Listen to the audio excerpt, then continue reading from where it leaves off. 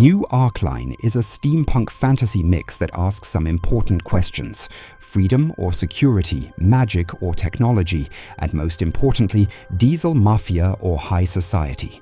And with the great theatre director in town, surely the gangsters will take a break.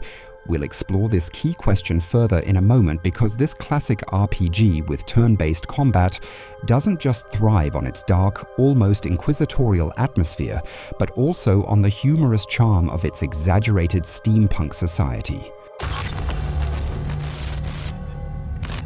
In this video, we'll show you what to expect from New Arcline, though our impressions are limited to the first 2 to 3 hours. At first glance, New Arcline immediately brings to mind the 2001 RPG classic Arcanum.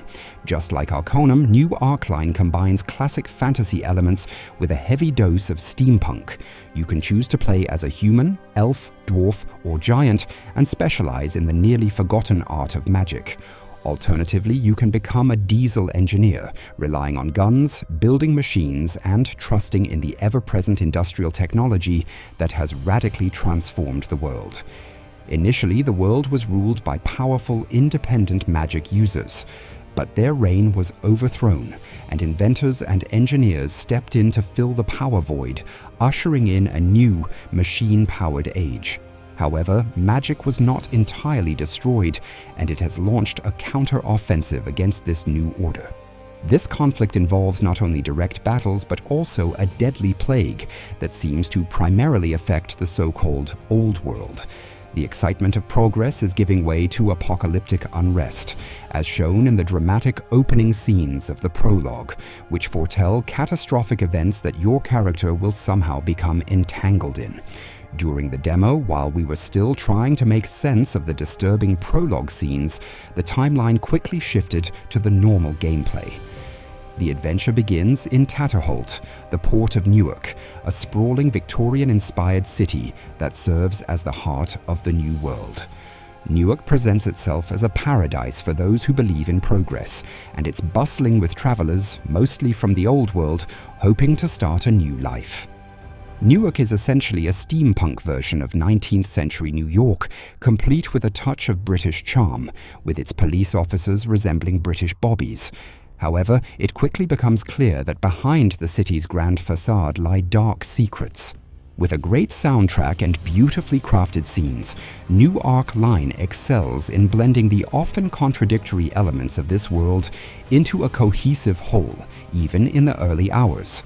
The eerie narrator and the subtle hints scattered throughout add to the tension. We were immediately hooked, and the game gave us BioShock vibes. Only the character models and somewhat stiff facial animations slightly broke the immersion.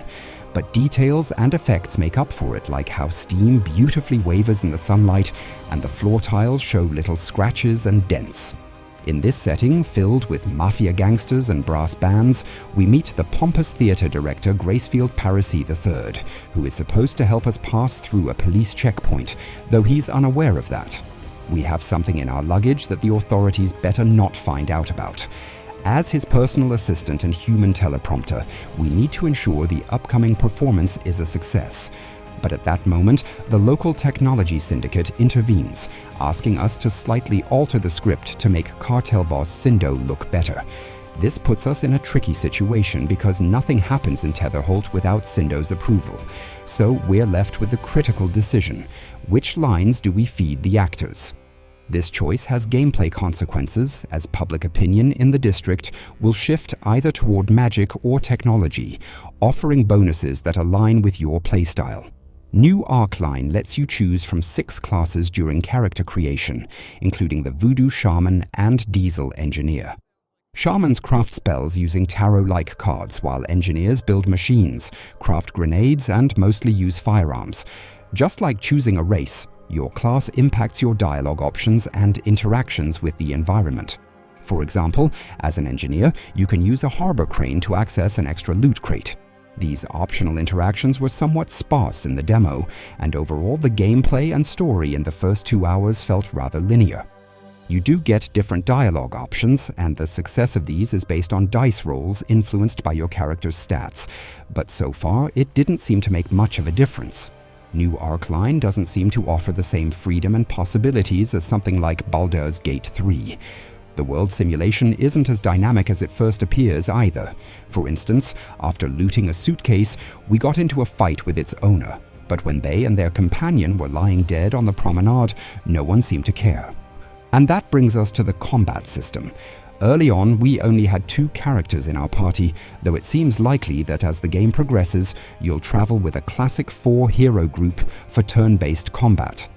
As usual, initiative determines the order of turns, and stats, equipment, and luck with dice rolls decide how much damage you deal. Action points are spent on sprinting or attacking, including special moves like when our giant friend Mick slams his mechanical fists into the ground, stunning all nearby enemies. One unique feature is the additional white health bar, which regenerates after each round. To deal lasting damage, you'll need to focus your attacks or use life-draining abilities. While this might sound complex, the game didn't seem overly difficult in the early demo, with little tactical finesse required. Of course, the balance isn't final yet, so we'll have to wait until the full release to see how challenging it gets. The short preview left us with plenty of unanswered questions. What other mechanics haven't we seen? How interactive will the environment be in the long run? Will the classes and combat remain fun? And how much of the game will be fully voiced? So far, only the main characters and important scenes have voice acting, while your character remains silent. However, our initial impressions of the setting and story are clear. It's grabbed our attention. New Arcline doesn't introduce many entirely new ideas, but it skillfully blends familiar elements, and we're excited to see how it all comes together in the full game. What about you? Does New Arcline pique your interest? Let us know in the comments. Thanks for watching, and see you next time.